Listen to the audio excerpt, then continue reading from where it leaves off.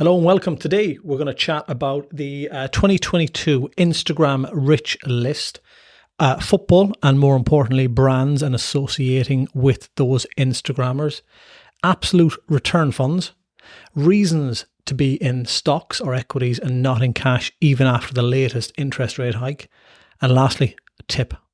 So stay tuned, listen and enjoy.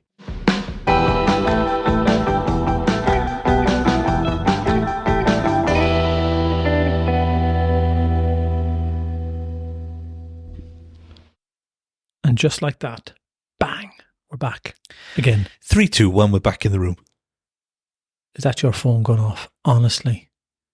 Do you know what it is? My phone going off. Jesus. Sorry. I'll silence it. That's bad timing, isn't it? Don't even know what it is. Don't know the number. I didn't play golf. Don't answer that. I didn't play golf last week. The weather's been appalling. Hello, when's summer coming? We're in August.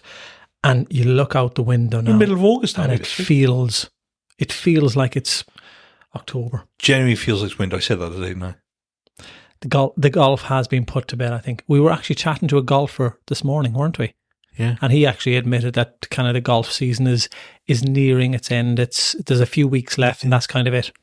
Especially some of these courses. Yeah, I certainly don't like playing in wet weather, so I'll have to... I have a new sport I want to take up. Away. I want to take up. Oh, here we go. Is this the one you're going to be world champion at? I'd like to see how far I can get. I think it's... I've never tried it, but I'd like to give it a go. And I don't know how much work is involved and all that, but I quite fancy. Well, I don't think any of them involve you just turning up for an hour a week and playing is going to make you world champion. You've got to put a little bit of time in. Actually devote most of your life to it. I stood on one of their pitches yesterday, first time ever. In Cardiff, in the middle of Cardiff. It was an old one, so it wasn't being used because the grass had come up. Landa Fields. Oh, okay. I remember playing.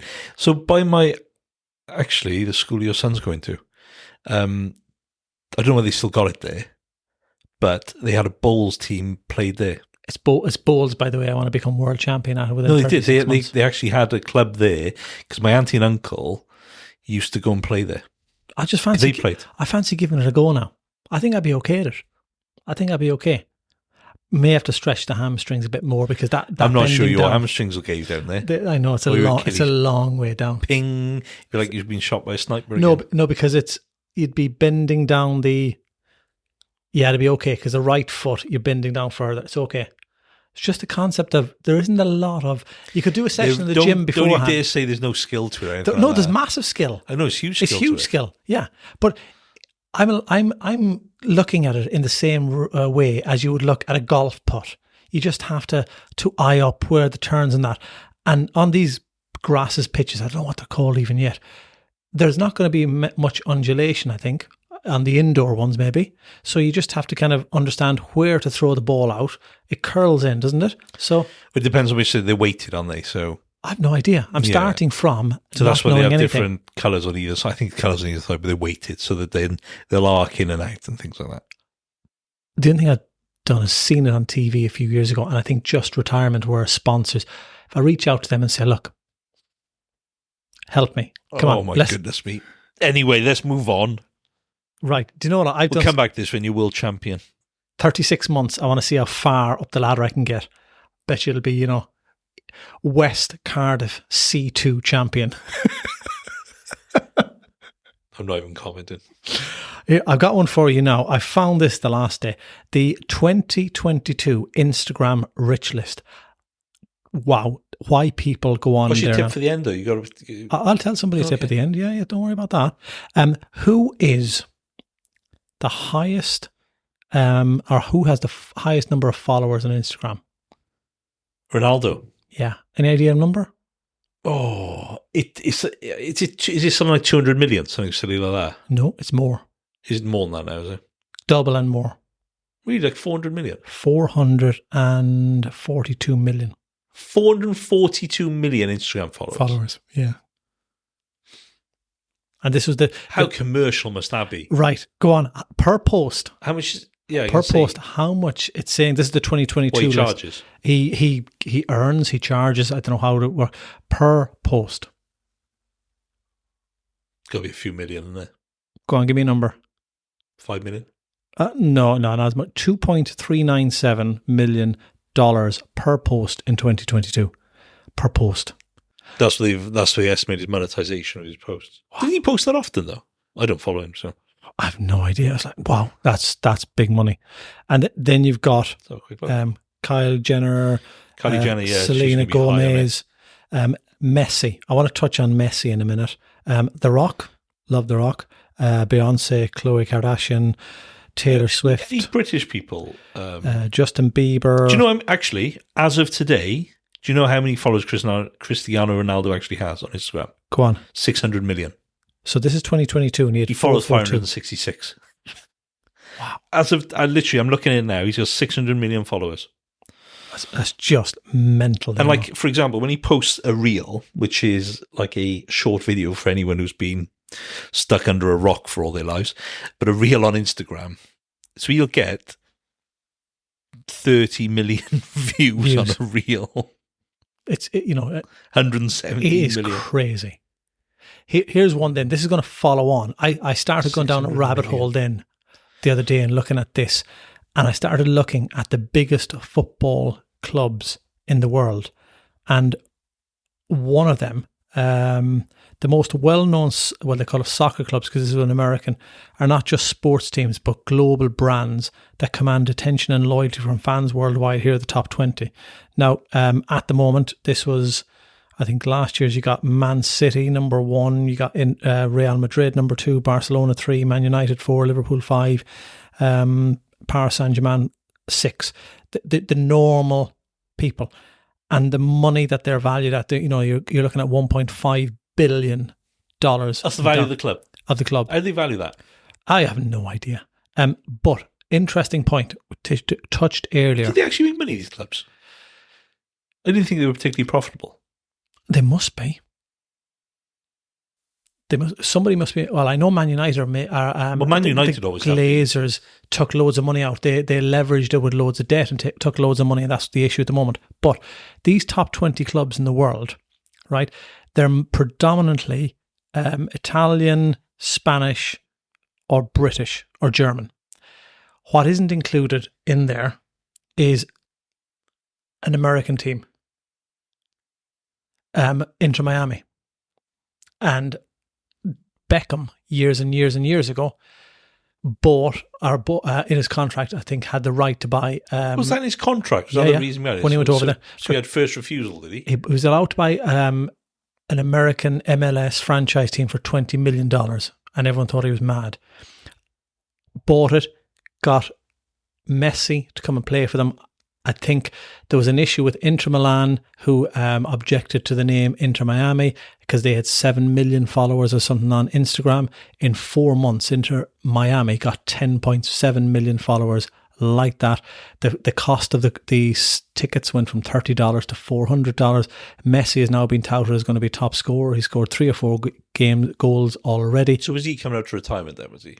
He's not far away, but just his presence alone, he's just selling so much kit, is unbelievable. So it is global brand. You align the right person, the Ronaldo, the Messi, with the team, and everyone just supports that team anyways. Whether they're successful or not, I have no idea how far up or down the ladder they are in the league. And this is a big point, right? And this is the problem with Welsh rugby, not to go into this, is that we have no stars. Wow, we've gone from Ronaldo and Messi to Welsh rugby. Yeah, because we have no stars. Because I remember when Cardiff brought Jonah Lomu here, they filled the stadium. No one's turning up to watch the rubbish rugby we play. And the fact that we got no players, people don't want to come watch. But I'm just kind of saying, you're talking about that, but if you kind of look at that's the problem with a lot of clubs these days. I didn't want to mention Welsh rugby when you lost to England with 12 players, but that's an aside. That's ridiculous. I'm not going to into that. But no, that's just an example of... Mr. Gatland wasn't happy. Furious, I think was his he was furious. Fuming, tamping, raging. How can... Anyways... But anyway, we're not going to that. No, it was just more so the kind of... This is the reason why I think a lot of sports are struggling now. Because there's no stars. Yeah. And I think, going back to you touching it there, the Welsh thing, Is it a thing that the Welsh players did not understand the wording that was asked of them? You need to do this, and they didn't perform their roles because they didn't understand it potentially. Because that leads on to me. I found something the last day. I'm not going to go into it in detail, but there was a post in one of our papers last week. Absolute return funds hit by the most losses in years. And we won't dive into it today, but to the normal Joe public, they're reading that absolute return funds. How do you get away with calling it that? Is going to be... I was call it guaranteed return fund. Yeah. Because that's what people think. That is the big issue. If you don't get proper guidance, advice, people may buy something like this and think there is absolute guarantees in it. But some of these, one of them, it said this includes a fall of close to 20% in 2022. So there is a fund that says absolute return, which has fallen by nearly 1/5 in a year alone. It is ludicrous. Yeah, because your mind automatically thinks that that's kind of what it is,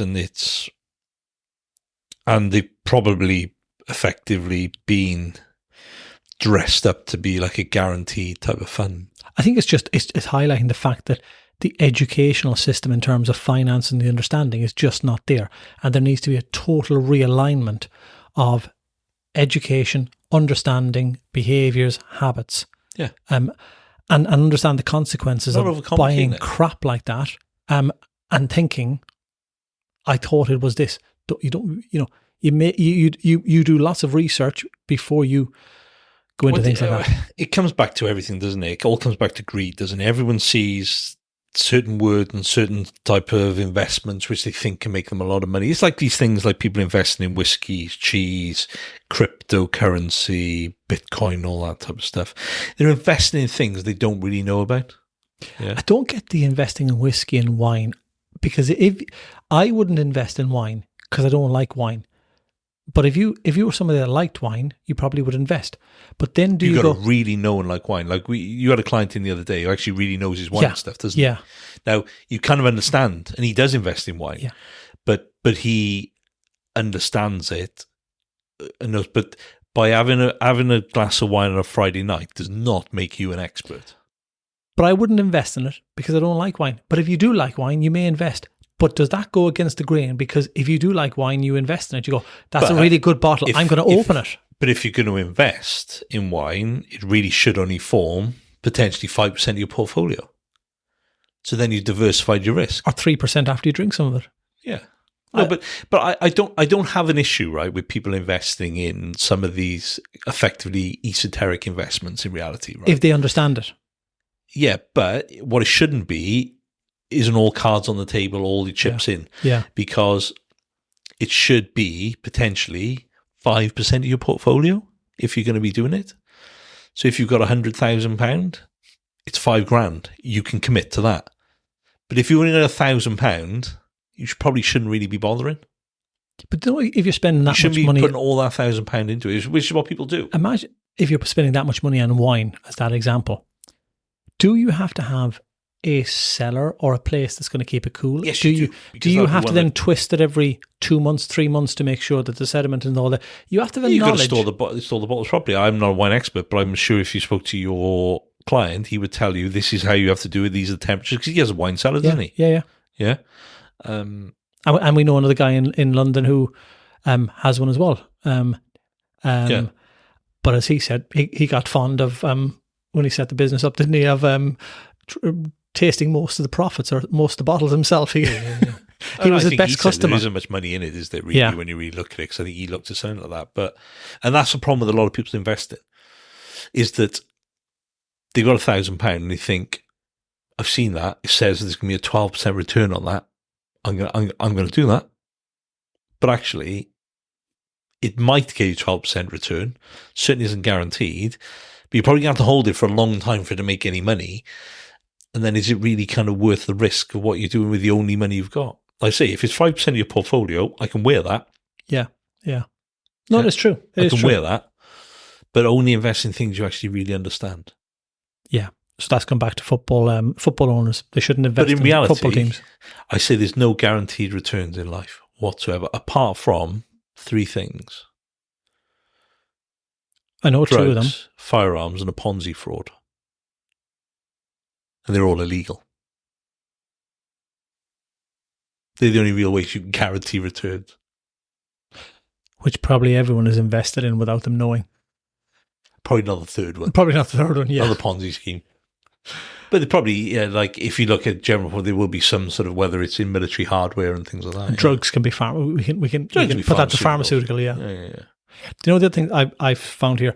Reasons to be in stocks, equities, and not cash after the bank's latest rate hike. Because everyone seems to be now, I'm going to get more interest. And I read this. Investors have become more interested in cash in recent months after interest rate hikes made it increasingly attractive to park money in savings accounts after the Bank of England took the base rate to 5.25%, the 14th hike in a row, and the highest since 2008.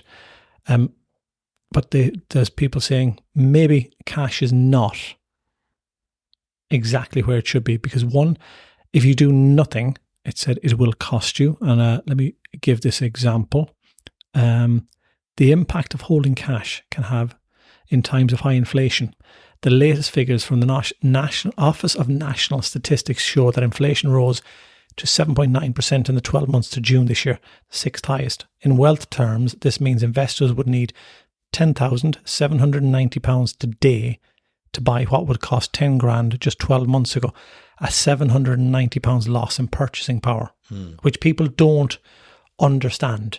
They don't grasp that concept. I don't think you ever really saw it before, did you? I think that's the big Probably, thing, right? That's a great point. You never really saw it, but now we're actually seeing it, right? Yeah. I think this is where the difference is you are seeing it. You go to Asda, Tesco's, McDonald's, whatever it might be, yeah.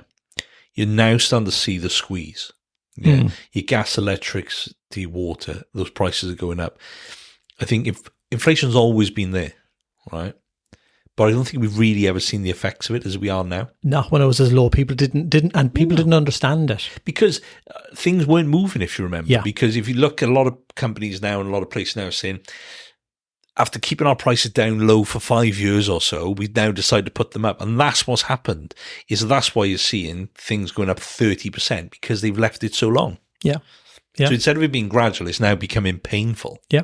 I spoke to somebody today, and they've left their rental of some of their offices at the same price that they left it years ago when they initially started.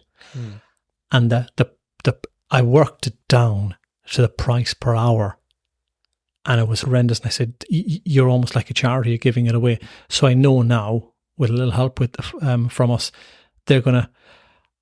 I'm going to say hike it up, but they're going to put it up to the real value that it should be and be profitable for them, because they're almost like a charity at the moment. Well, you've got to be having news because, at the end of the day, you run a business giving a service. So we're not charities, and it's so easy to follow. We've done it in the past. Yeah. You know what I mean? And you kind of think you help people out, and actually sometimes by trying to help people out by keeping your prices low, they don't really care. No. Do you know what I mean? And the danger is when you price too low is you do get rubbish come through the door.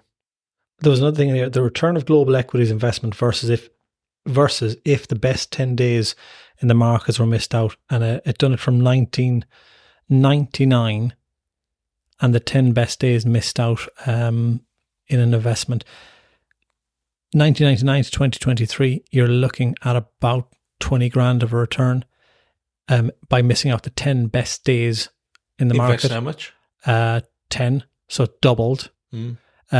If you had left it there, so you'd included the 10 best days in the market, it's quadrupled. So you're basically gone from 10 to 20. If you try and take it up, time the market on 40 of nothing, the fastest way to destroy your wealth. It's unbelievable. It's going back to the behaviors of people of going, when you get something done, it just has to stay there. So you're going back in the 5% of the wines and that. You can't put a shed load of money into something like that because you're not going to leave it there for a 20-year period, and that's how long you probably need, a bit like a market, to see massive return. Yeah, exactly that.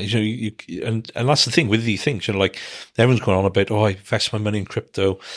That's gone very quiet. And it's now because cryptocurrency wasn't meant to be something you Have you trade. still got yours? Yeah, should I have a look? Yeah. So Come I've on. still got the app. And you know, I noticed I chatted to you the last day when we were chatting See if I here. can log in. Sometimes we It logged me out last time, and I don't. we think use I did log in, hand but it has expressions or logged me out. something like that, and there's pauses when we gotta keep talking. But you're on your phone now having a look. What did you put into it? 100 quid? 300 quid, wasn't it? I think this is the issue I had. Let me just have a look. It's logged me out somehow. I have absolutely no idea what my logins are. Oh, it's like the lad in Newport losing the login details. It's probably worth about 50 grand now. Yeah, the problem is I don't know whether like some of these things have like a special code then for you to get back into. Yeah, I bought 300 quid, and I think the last time I looked at it, well, the lowest it went was like 60 quid. Wow. Something silly like that. 67 quid, I think my £300 went to. Just to kind of show you how volatile it is. And I think it was last off is back to like 160, 170, but I'm still 50% down. So like that 300 quid, if you add 10, you're 3 grand. If you add 2 zeros, you're 30 grand. If you add 3 zeros, 300 grand. Well, that 300 quid could have been £300,000 for argument's sake. And it went down to 60 grand. £60,000. Wow. That's big money. But then you think the growth it had to return itself back to over double that, or triple it nearly, right? 5 times the return. That's huge, isn't it? But I'll try and log in for the next time we kind of go on there. But let me just have a look at what the cost Bitcoin's at the moment. Yeah, well, so here we go. Let's have a look at the volatility of Bitcoin over the last year. So it was down as low as £13,000, but it's now at 23,183 today. But in a year, it says it's gone up 20.63% in 1 year. And of all time, 27,000% return since inception. Money. If you're in there at that point, you'd still be massively up. It's crazy numbers. But I don't know. I can't even remember what email address I've logged in with it in. Like, I'll have a look. I'll see if I can do it, and I'll give you an update on exactly where my money is. But I'd never be getting that back out as it is. No. This kind of... I'll do, I'll wait for it to get back to 300 and I'll put it back out. I'll close the account. But it just shows a little bit of what it's like and why... it is very risky. Investing in equities has a level of risk to it. Investing in anything has a level of risk to it, but there's more of a controlled risk to a well-diversified portfolio of the great companies of the world. Yeah. Not crypto, which you don't really know what it is. Nobody does it, do they? I don't even... There's like NFTs. They've gone quiet now. Yeah. Non-fungible tokens, or what they're called? You know that thing we have, the informed, uninformed risk of what's working now. Crypto was the thing of the past. It was the thing at the time. Everyone jumped in. Those that were in there earlier probably jumped out because they sold at a high. They're laughing now. It's just it doesn't some work. People held, and some people. Hey, don't get me wrong. There's some people who probably changed their whole life by investing there, but that is 100% luck. Mm. There's been no skill to what they've done. All right, and I'm happy for anyone to challenge me on that. But I can guarantee. But I bet if I looked at how they've done it, it'll be luck more than actual skill. I'll finish up. Look, tip. Last week, I can't remember what I talked about. Here's an idea. When is a sale not a sale, right? We're 4 months out from Black Friday, right? Hear me, or something like that. Isn't it November? And how many times... It's earlier every year, doesn't it? Yeah. Do you get this ping of notification that the sale is going to start and it's going early? And we all throw money into things that we don't need. So here's an idea. The next week or two, if whatever you need... want, go out, go online, take some pictures, screenshot it, and keep an eye on that for the next few weeks. It's only 15, 16 weeks away from Black Friday. When the sale comes on, right, check what your picture said. And guarantee you there's probably a very, very high chance that the sale price is not much more different than when it was. So it just kind of proves the sale isn't the sale. And it may make you change your behaviour of just wasting money because something might say, this was this amount, it's 50% off now, and you buy it, never to take it out of the Amazon box maybe. So what, when is a sale a sale? When you need something and you've been following it for many, many weeks and you see it go down dramatically. Not when somebody just says it was at a higher cost. What is it for the 3 or 4 days in September that we can bang reduce it by? Take a picture of it now, be it online, in a shop, save up for it. And if it does get reduced, then you know it is a sale. Is your phone going again? You're just popular today. Somebody's trying to sell you something. Yep. Phone doesn't stop. But yeah, no, that's right. It's kind of, it's all a game. It's all a scam. This is why it's all there to play on people's emotions and feel good. Cost of lifestyle. We go on about it, but when they ping you notifications all the time, we've seen this. We think you'd like this. But it's interesting, actually. You used the word need and want just then. In that, I was listening to something Stephen Bartlett put out yesterday. No, actually, it was on it. So he released his behind the scenes of Diary of a CEO Part 2 yesterday on YouTube. I was watching it, and he actually made a comment that I need a coffee. And he was like, no, stop. I shouldn't say that. We all say we need it. It's not the fact we need it. We want it. And that's what we got to change the mindset, he said, is that I want to go and buy that thing. I want to have that coffee.